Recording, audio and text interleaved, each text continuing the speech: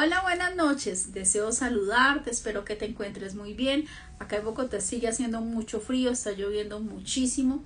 Hoy quiero orar especialmente por España, porque España vivió unos momentos muy difíciles y queremos orar y poner ante los pies del Señor estas situaciones que se están presentando y lamentablemente no van a ser las únicas. Hemos visto tornados, hemos visto tiempos de temblores, hemos visto tiempos de sequía, pero también tiempos de agua hasta sin fin. Entonces vemos cómo los cambios climáticos han estado afectando muchísimo. Entonces hoy queremos orar y decirle: Señor, te pedimos por todas las personas que han quedado sin casa, sin hogar, que han perdido sus seres queridos, que algunos están desaparecidos. Te quiero pedir, Señor, también por las personas que están enfrentando secuestro, o que simplemente hace un tiempo salió un familiar y no ha regresado y no saben y están angustiados. Son muchísimas las personas que están en este momento viviendo momentos de incertidumbre. Señor, yo te pido, Señor, que sea tu paz, tu gozo, tu tranquilidad, que seas tú abrazando, Señor, a todas las familias que están atravesando momentos difíciles, ya sea por pérdidas, ya sea por situación económica, por conflictos que no se han podido solucionar. Y en esta noche, Señor, pedimos, Señor, tu dirección y tu sabiduría, y en el nombre de nuestro Señor Jesucristo iniciamos nuestro tema de hoy. Muy buenas noches, gaviotas, bienvenido.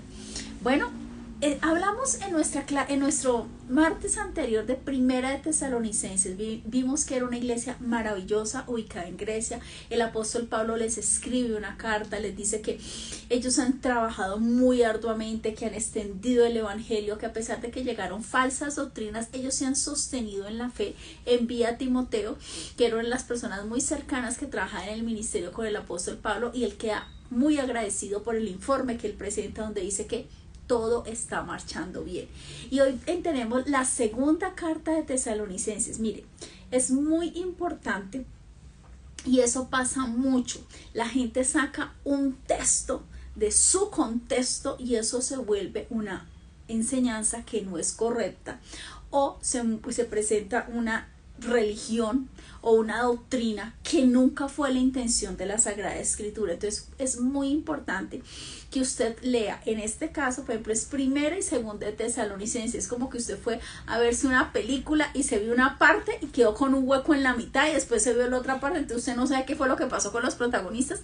Algo así es la escritura. La escritura debe ser constante, tiene que ser un hábito en tu vida, y aparte de eso debe haber una continuidad. Entonces no podemos estar leyendo segmentos. Hay que tener muy en cuenta el tema geográfico, donde está ubicado, a quién está dirigida la carta, en qué tiempo está a nivel de dispensaciones. Tenemos que tener en cuenta si fue escrito en hebreo o si fue escrito en griego. Son muchas las cosas que hay que tener en cuenta cuando uno estudia o revisa un libro. Por eso es de la escritura. Recuerde que la escritura no es su opinión. Usted no dice: es que yo opino de la Biblia. No. Usted y yo opinamos del tiempo, del clima, de la política, de la deuda externa. Opinamos, y eso es maravilloso, y la opinión de todos es valiosísima, pero cuando hablamos a nivel escritural, yo no opino, simplemente la verdad bíblica es así, porque la escritura es la voz de Dios y la autoridad de Dios. El próximo jueves hay varias personas que me han escrito con varias preguntas puntuales. Algunos me han dicho: he leído esta parte pero no tengo claro. Otros dijeron: no entendí. Entonces vamos a hacer un estudio muy puntual de cómo se debe leer la Sagrada Escritura. La Sagrada Escritura se lee, se estudia y se comprende, se ama y finalmente se vive. Es todo un proceso. A veces hacemos una parte pero no hacemos todo. Entonces la clase que vamos a tener específicamente el jueves, vamos a hablar específicamente cómo yo debo leer la Sagrada Escritura. Todo el mundo le dice: pero lea, pero ¿cómo? Entonces eso es lo que vamos a hacer. Vamos a ver algunos ejemplos claves de la Escritura que yo tengo que tener claros, algunos contextos, incluso las costumbres costumbres que habían en ese tiempo. Entonces es muy importante y vamos a ver aproximadamente unos 5 a 7 ejemplos de las Sagradas Escrituras. Vamos a ver Antiguo y Nuevo Testamento y vamos a citar varias escrituras y vamos a dar respuesta a muchas preguntas que nos han escrito. Y es importante que cuando una persona escriba una pregunta, como le he dicho, siempre hágalo como lo han hecho, con ese amor y con ese respeto. De igual manera, vamos a sacar ese espacio el jueves para responder muchas de las inquietudes que son importantes y son valiosas para aclarar. Eso vamos a hacer el jueves. Hoy continuamos con Segunda de Tesalonicenses. Esta carta, nuevamente les hablamos que habla el apóstol Pablo, fue escrita en el año 51 después de Cristo. El autor es Pablo. Pero aquí hay un matiz diferente. Aquí cambia un poquito ciertas cosas. La primera, habla del anticristo abiertamente. Es una de las cartas que Pablo era un hombre sabio, prudente, pero cuando tenía que decir algo, lo decía claro y puntual, y lo vamos a ver ahorita. Lo segundo que hace el apóstol Pablo en esta carta es que Pablo le da las gracias a Dios por la vida de los tesalonicenses, los cuales se perfeccionaron en amor los unos por los otros, por su fe en Cristo, a pesar de que ellos estuvieron viviendo persecuciones y tribulaciones. O sea, la vida de los tesalonicenses no fue un camino de rosas, hubo mucha oposición a toda la obra evangelizadora que ellos hicieron, pero ellos se sostuvieron y estuvieron firmes en la palabra. Hay algo importante que ocurre aquí. Ellos pensaban, escúcheme bien, por eso cuando usted lee un libro de la Biblia, usted tiene que conocer todo el contexto, lo que le decía, geográfico, histórico, costumbres, qué pasó, a quién iba dirigida la carta. Todo hay que tenerlo en cuenta. Entonces, ellos pensaban que la segunda venida de nuestro Señor Jesucristo era ya. Eso era lo que pensaban los tesalonicenses. ¿Cuándo fue ese pensamiento? En el año 51 después de Cristo. Cuando el apóstol Pablo escribió esta carta, ellos pensaban que ya venía el Mesías. Estaban seguros de eso. Entonces, ¿qué pasó? Muchos dejaron de trabajar. ¡Wow! Por esta razón, en cuanto a esta doctrina en lo teológico, para expresar y explicar que antes del regreso del Señor habrá señales, y una de ellas es que se experimentará una gran apostasía. Entonces, su responsabilidad en la vida cotidiana también lo habla esta maravillosa carta. En cuanto a lo práctico, le pide a los tesalonicenses, miren, lleven una vida intachable.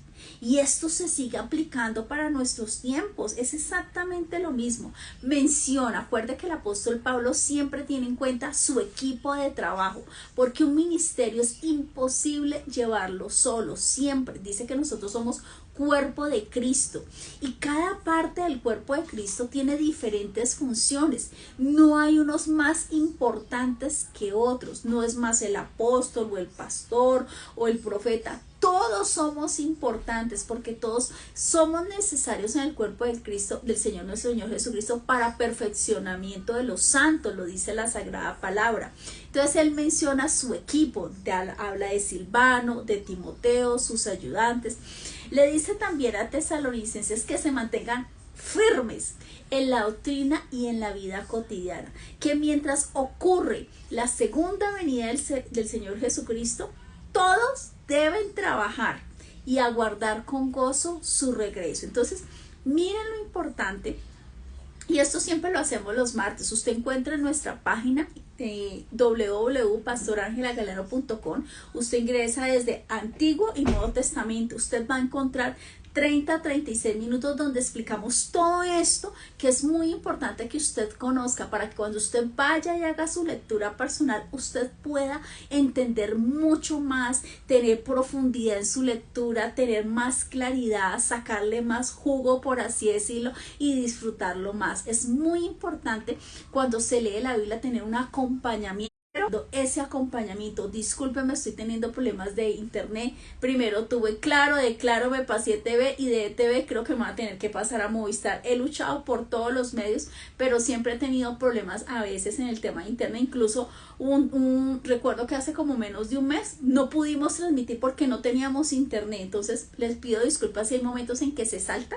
De todas formas la grabación va a quedar completa, confío en Dios. Y usted si tiene alguna parte que el internet me falló, es mi internet, no es el suyo, soy yo. Entonces mil gracias. Entonces él le dice, mientras que ocurre que venga el Señor por segunda venida, todos deben trabajar y aguardar su regreso con gozo.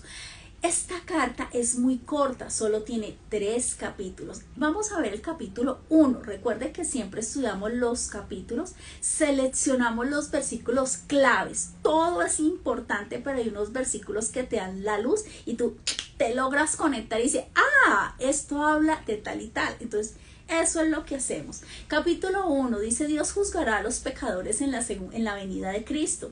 Y dice en el versículo 7, y a todos que son atribulados, daros reposo con nosotros cuando se manifieste el Señor Jesús desde el cielo, con sus ángeles de su poder, en llamas de fuego para dar retribución a los que no conocieron a Dios, ni obedecieron el evangelio de nuestro Señor Jesucristo. Escúcheme bien, no lo dice Ángela, lo dice la Sagrada Escritura.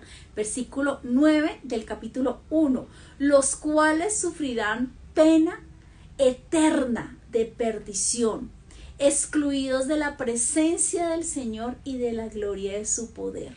Mire, tenemos la oportunidad, mientras haya aliento de vida, de poder decidir en nuestro libre albedrío si sigo al Señor. Pero también hay personas que dicen, no lo necesito, no quiero, no me interesa.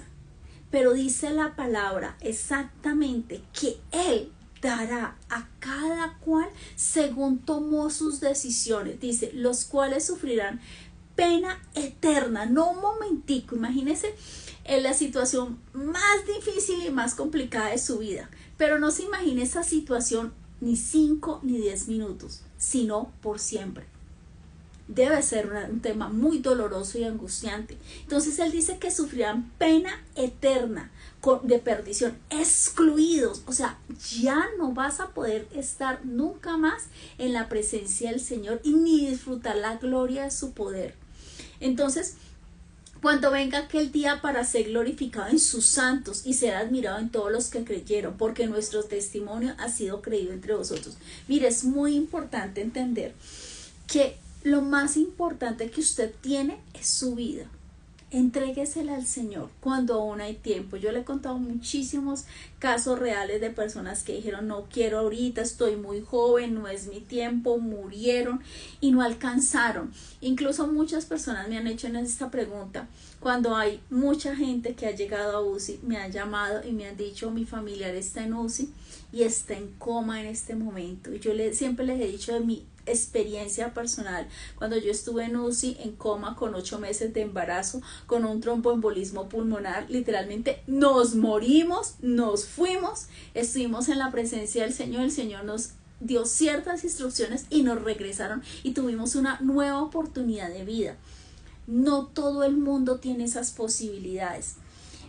Aunque en el momento de que el coma hay conciencia, puede que la persona esté acostada, incluso esté con respiración, con funciones vitales no funcionando, pero todavía está el cerebro y hay espíritu y hay aliento. En el momento en que la persona ya no hay aliento de vida, ya se separa el cuerpo del alma y del espíritu, en ese momento es irreversible. Si tú recibiste al Señor, gloria a Dios, pero si no lo recibiste, ya no hay nada que podamos hacer.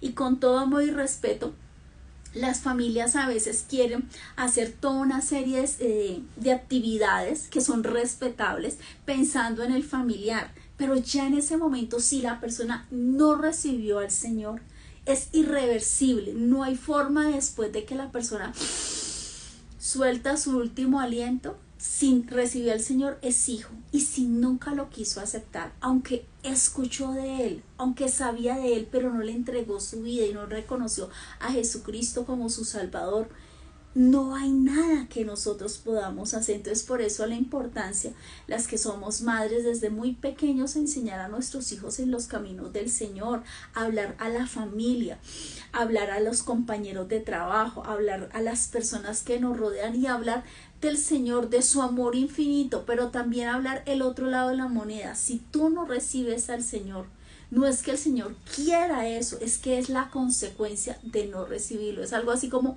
si tú tienes examen de física, tú tienes dos opciones, ¿estudias o no estudias? Ah, no, yo no voy a estudiar. Decidiste no estudiar. ¿Qué pasa con el que estudió? Premios, galardones, becas, medallas, etcétera. Y el que decidió no estudiar, pues pierde. Lo mismo es, y así es en una materia, mucho más en nuestra vida. Usted no puede perder su tiquete de salvación. Cuando usted niega al Señor, está negando su eternidad con el Señor. Y esto es bien importante que lo tengamos claro. Capítulo 2, maravilloso. Manifestación del hombre de pecado. Dice en el capítulo 2, versículo 3, que nadie os engañe en ninguna manera, porque no vendrá, sino que antes venga la apostasía y se manifieste el hombre de pecado, el hijo de perdición. Está hablando del anticristo. En el versículo del 9 al 12 vamos a redondear más la idea que tiene Pablo. Dice, inicuo, cuyo advenimiento es por obra de Satanás. ¿Cómo va a ser ese hombre? Con gran poder y señales y prodigios mentirosos. Versículo 10, y con todo engaño e iniquidad de pecado, para los que se pierden, por cuanto no recibieron, escúchenme bien, no recibieron el amor de la verdad. ¿Quién es el amor de la verdad? Jesucristo. ¿Para qué? Dice la Escritura, para ser salvos. Solo se llega a través de Jesucristo, porque Jesucristo es el camino, la verdad y la vida. A veces las personas dicen, pero si yo hago una buena obra, yo doy un donativo a la iglesia, yo ayudo a una familia que no tiene un mercado, yo ayudo con medicamento, eso está bien, pero eso no te va a dar tu salvación.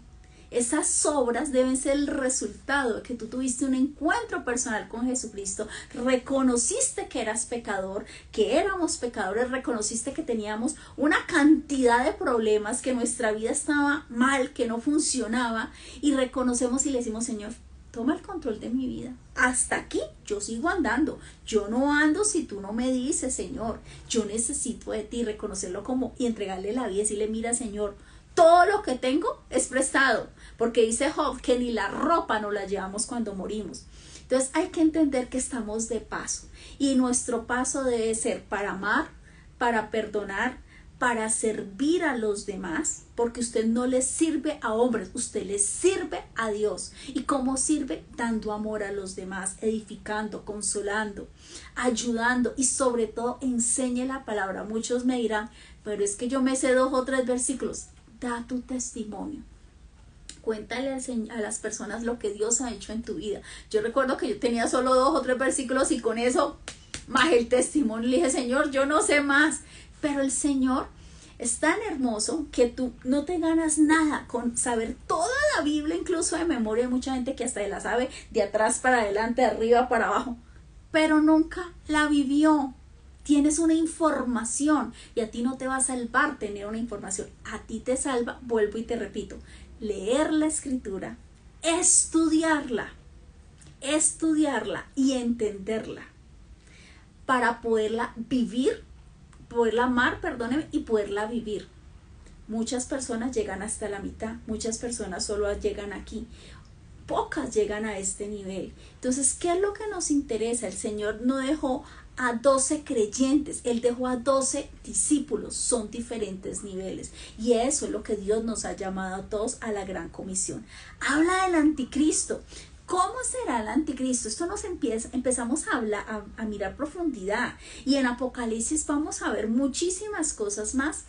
Y dice que el anticristo, según la escritura, será un líder político y religioso. Y será un hombre de mucho carisma. Y que va a realizar grandes milagros. Pero esos milagros la gente va a decir, wow, este es el que necesitamos. Y es el que va a hablar de paz. Cuando se escuche que va a haber paz, preocúpese, porque esa paz no la está ofreciendo nuestro Señor Jesucristo, la viene a ofrecer el anticristo, una falsa paz, donde él tendrá carisma, tendrá una posición social, un control político y religioso, y es donde se van a ver cosas bien duras, donde la provisión de la Biblia, no solamente tener una Biblia, hablar de la escritura, no se va a permitir, donde no va a haber ya la enseñanza de la palabra. Ya en algunos países se está viendo eso, ya lo sacaron de muchas partes, lo sacaron el estudio dentro del colegio para nuestros niños.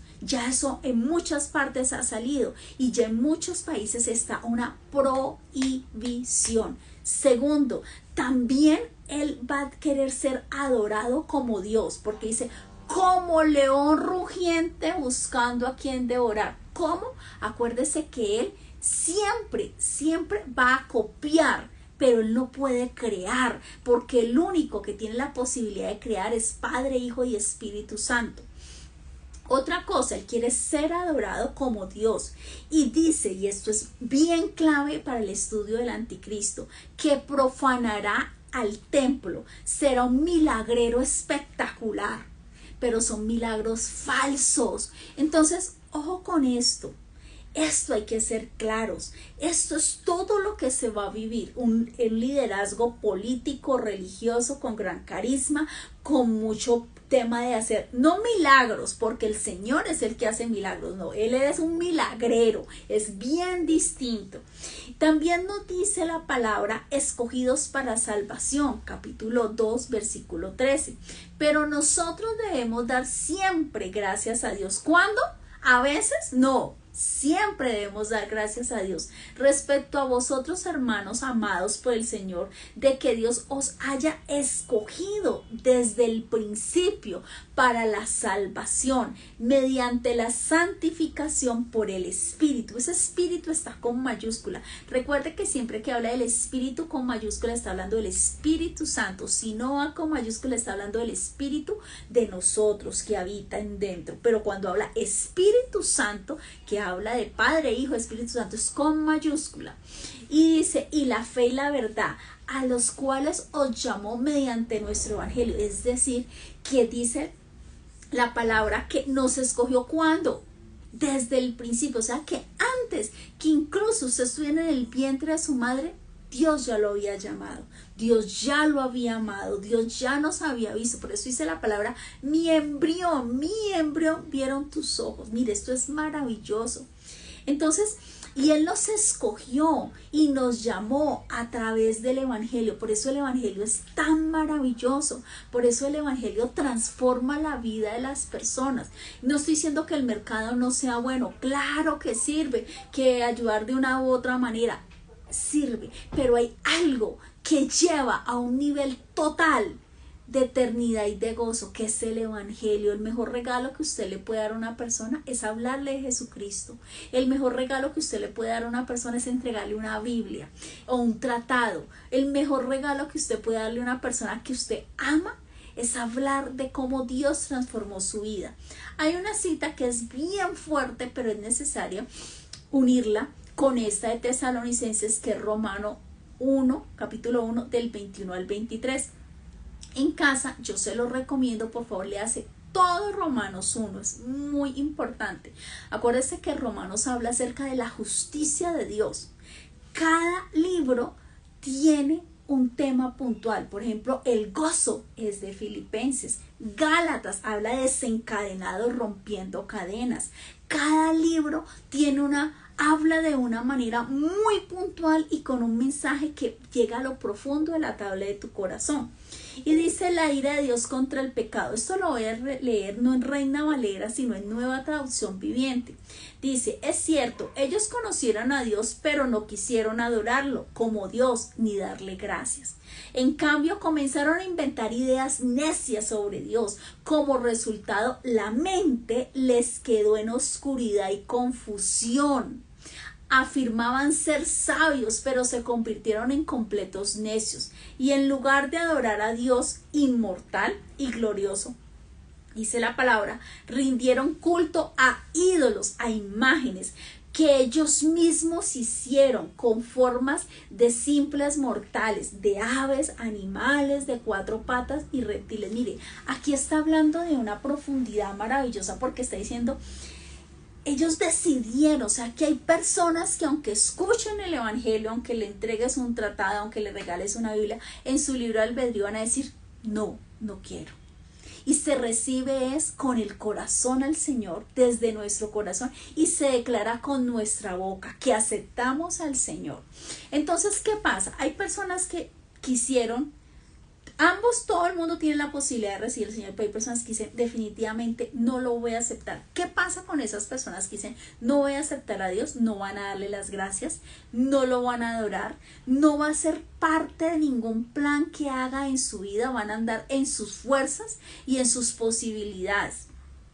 También dice que ellos empezaron a inventar ideas y su mente, esto es importante y es delicadísimo, su mente quedó en oscuridad y confusión. Mira, hay muchísimas personas que usted sale y no quieren saber absolutamente nada de Dios. Personas que ni saben que existe y algunos dicen es una fuerza, es un poder, dicen tantas cosas, pero nunca lo han buscado, porque cuando en un corazón no hay ni siquiera agradecimiento, ahí tenemos un gran problema. Eso es una puerta terrible, porque cuando usted ni siquiera tiene un corazón agradecido, ututuy, empezamos mal. Y cuando no hay adoración, cuando no hay búsqueda del Señor, es más difícil. Esos corazones se van endureciendo, se ponen duros como una roca y sus mentes quedan en oscuridad y confusión. Afirman ser sabios, pero se convirtieron en completos necios y en lugar de adorar a un Dios inmortal y glorioso, rindieron culto y se hicieron imágenes. Dice la palabra en Éxodo, no te harás imagen alguna.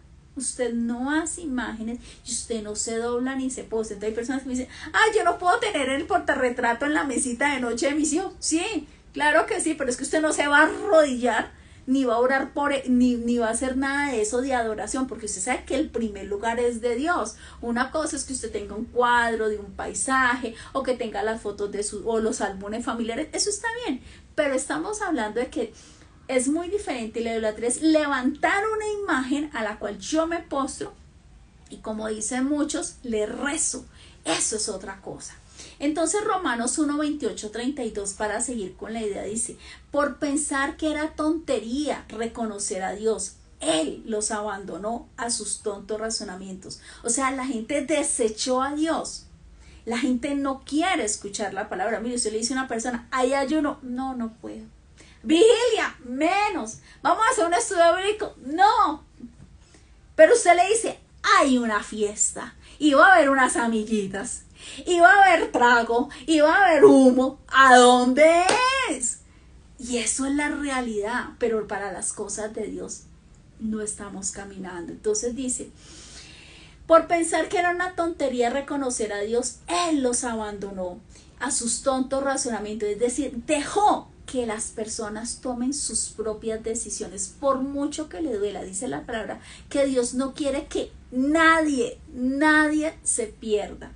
Y dejó que ellos hicieran cosas que jamás debieron hacer, se llenaron de toda clase de perversión. ¿Por qué? Porque como dice la palabra, que su mente estaba como en oscuridad y confusión. Por eso es que un asesino en serie mata a la persona 220 o 320, ya no le afecta, porque su mente está en oscuridad, su mente está ya perdida, su mente está en completa confusión.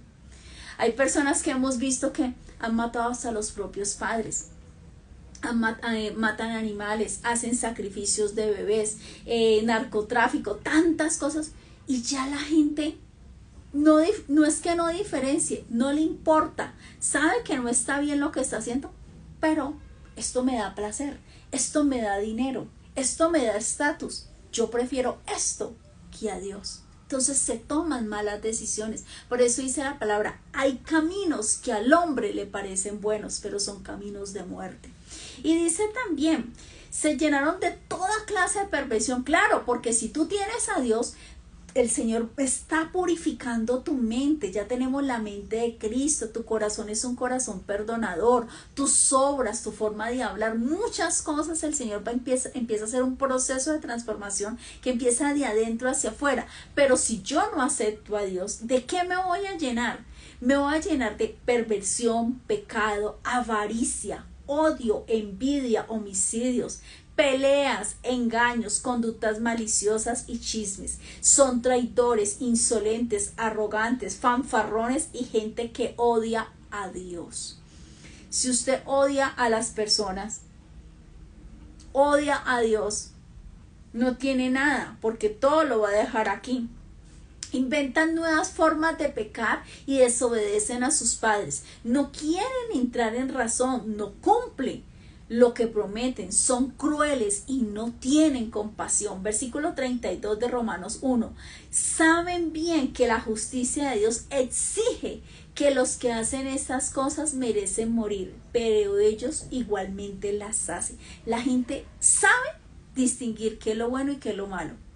Lo sabe distinguir. De pronto un niño no tiene esa capacidad, pero después de cierta edad, ya, por eso incluso en las leyes, cuando se cumplen los 18 ya no se juzga muy diferente a cuando es antes de los 18, después de los 18, porque se dice, no, es que ya entiende qué es lo que está pasando, ya toma unas decisiones, ya es considerado legalmente o en el tema de derecho un adulto. Y dice, saben bien que la justicia de Dios exige que los que hacen esas cosas merecen morir, pero ellos igual las hacen. Peor aún, incitan a otros que también las hagan. Entonces, no solamente es que, como decían las mamás, una manzana, una naranja podrida daña todo el bulto. No debería ser así, pero lamentablemente es así. Entonces, es importante tener en cuenta que Dios nos ha llamado a santidad, Dios nos ha llamado a hacer su buena obra, a estar ocupado en las cosas de Dios. Una mente vacía, una persona que no trabaja, que no estudia, acá de arriba, acá allá abajo, las malas amistades, eso es una suma y es una bomba de tiempo que nunca va a terminar bien. Por eso nuestros jóvenes deben estar o en música, o en deportes, o en estudio, o en sistemas, o en artes. Un niño, un joven, de niño a joven, no debe estar sin nada que hacer. Una mente vacía, una falta de actividad es terrible, porque usted se va convirtiendo, perdónenme la expresión, en un basurero, donde cualquiera va y le tira basura y usted dice, ay, sí, no importa, tíremela. Pero cuando usted sabe quién es, sabe el amor del Señor, sabe amar a los demás, sabe quién es Dios, usted no es basurero de nadie. Usted sabe lo valioso y apreciado que es para el Señor Jesucristo. Capítulo 3, para ir terminando, que la palabra de Dios sea glorificada, dice en 2 de Tesalonicenses, pero fiel es el Señor que os afirma y guarda del mal el deber de trabajar. Y con esto quiero cerrar. Dice el versículo 10, porque también cuando estábamos con vosotros os ordenábamos esto, si alguno, escúchenme bien, si alguno no quiere trabajar, tampoco coma. No lo digo yo, lo dice la Escritura. 2 de Tesalonicenses capítulo 3 versículo 10. Si alguno no quiere trabajar, tampoco coma, porque oímos de algunos de entre vosotros que andan desordenadamente, no trabajando en nada, o sea, ni trabaja, ni estudia, ni sirve, nada, perdónenme la expresión, lo que conocemos como los parásitos, Y así hay personas, es lamentable, no debería ser así, porque todos cuando permitimos que Dios trabaje en nuestras vidas somos amados y somos valiosos. Pero cuando tú no dispones tu corazón para aceptar a Dios, terminas siendo un tarro de basura del enemigo que viene a matar, a robar y a destruir, sino entrometiéndose en lo ajeno. Mire usted, yo creo que usted conoce una persona que no hace nada, pero está metida en chisme arriba y chisme abajo. Son personas que sus vidas no tienen sentido, sino su placer es destruir, inventar, calumniar, acabar matrimonios, armar problemas en las empresas. Hay ese tipo de personas, usted las encuentra en toda parte. Ore por ese tipo de personas. También dice en el versículo 14, si alguno no obedece a lo que decimos por medio de esta carta, dice el apóstol Pablo para terminar, a esto señalarlo y que no os juntéis con él para que se avergüence, mas no lo tengas por enemigo, sino a molestarle como hermano. Mire, esto quiere decir, hay personas, perdón por lo que voy a decir, que son retóxicas. Son personas que no suman, sino que te restan, dividen, traen contienda, calumnia, problemas. Por esas personas, usted las identifica, ore por ellas, claro que sí, pero apártese, porque son personas que siempre van a estar en el mismo ciclo como los hámster, en el mismo ciclo de destrucción, de calumnia, de mentira, de infidelidad, de malas palabras. Y cuando usted se queda al lado de esa persona, usted está recibiendo lo que esa persona le da. Entonces, dice claramente, señaladlo y no os juntéis con él para que se avergüence. Pero mire lo maravilloso del versículo 15. Mas no lo tengáis por enemigo, sino a molestarle con hermano. Usted sabe que esa persona está equivocada, que lo que está haciendo no solamente trae destrucción a su vida, sino a sus generaciones y alrededor de las personas. A veces no sé si usted está en una reunión y llega una persona y todo el mundo dice, bueno, chao, nos vemos. Y todo el mundo se fue. Porque todo el mundo sabe que esa persona es terrible, que ha acabado el matrimonio, ha acabado la compañía, ha acabado la iglesia, ha barrido el piso con los pastores, con los hermanos. Entonces, hay personas que son peligrosas y uno dice, no, pero es que no carga un revólver, una granada. No, pero no solamente eso es un tipo de persona peligrosa.